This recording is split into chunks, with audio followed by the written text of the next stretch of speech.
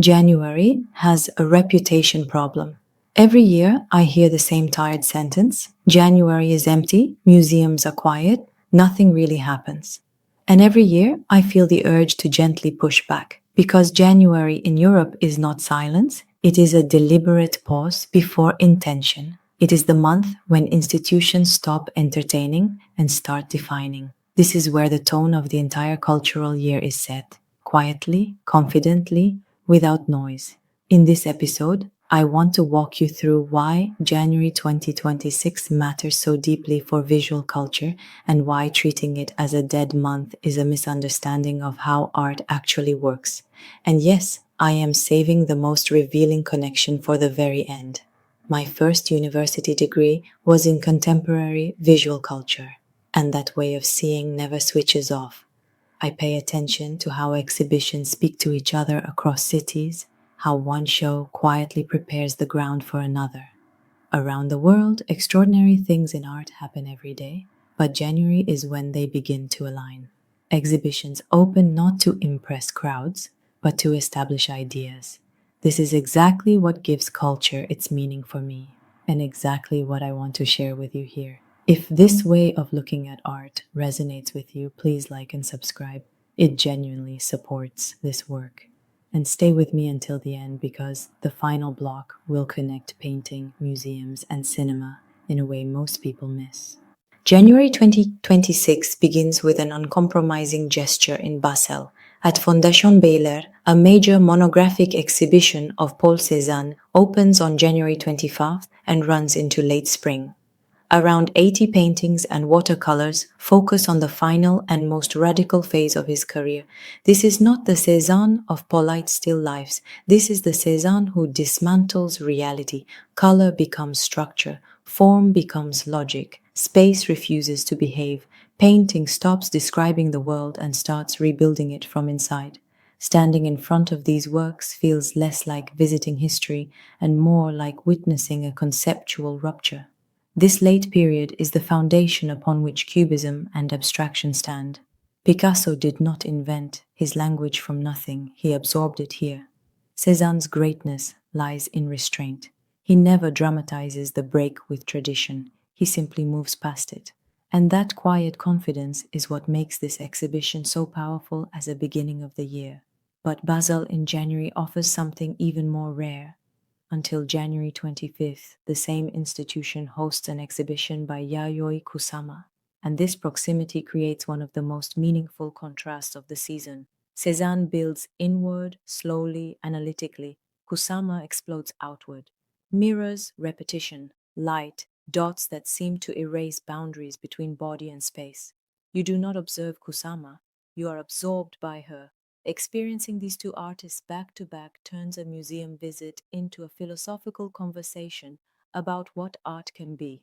And if you think this contrast is already enough to define January, London is about to complicate the picture.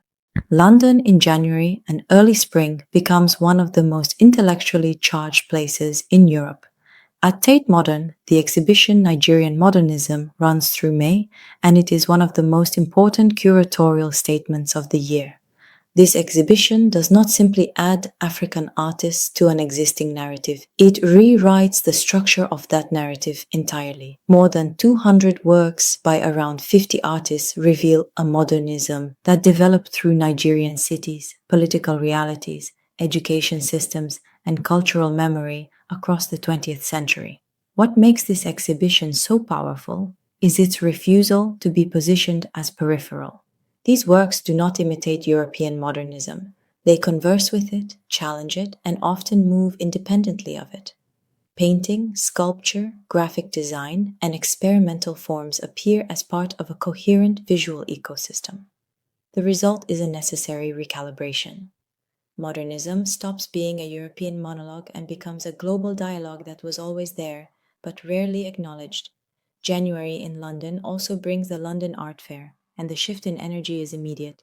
Museums offer reflection and distance, art fairs offer friction, you feel the present tense of art, galleries test ideas, young artists take risks, conversations happen in real time.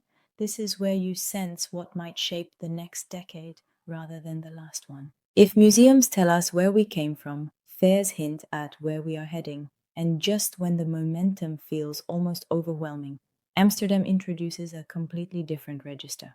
Until January 11th, the Van Gogh Museum presents an exhibition focused on Vincent van Gogh and the Roulin family. This is not a grand spectacle, it is a deeply human story. Through letters, portraits, and closely connected works, Van Gogh appears not as a myth, but as a person searching for emotional stability. The Roulin family were not muses in the romantic sense, they were anchors. They represented trust, routine, and a sense of belonging. What moves me most about this exhibition is its quietness. In a season full of bold statements and large-scale narratives, this project reminds us that art is also about intimacy. Painting becomes a way to hold on to people, to preserve presence, to survive psychologically. Creativity here is not heroic, it is necessary. This perspective reframes Van Gogh not as a tragic symbol, but as someone using art to stay connected to life.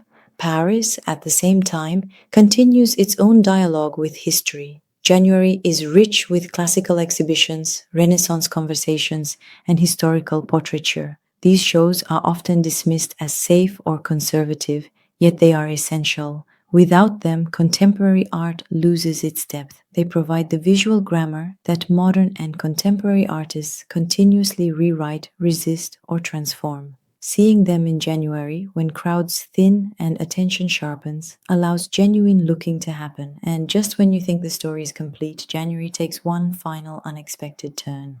January 2026 is not confined to museum walls. It expands into cinema, and this is where the month reveals its full logic. The Trieste Film Festival, running in mid-January, focuses on author-driven cinema and visual experimentation. Here, the frame behaves like a painting. Color functions as emotion, rhythm becomes composition. These films are not consumed, they are contemplated. Festivals like this train the eye differently, but with the same seriousness as any exhibition. Immediately after, the International Film Festival Rotterdam pushes even further. Bold, demanding, often uncomfortable. Films here operate like moving installations. Watching them feels like walking through a conceptual exhibition where time itself becomes material. This is cinema as visual culture, not entertainment.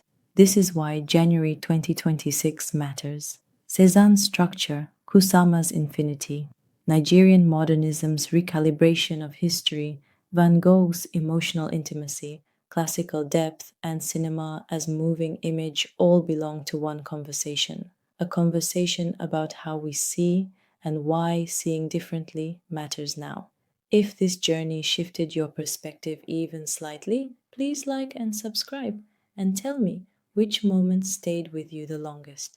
Because the true beginning of the year happens the moment your vision changes.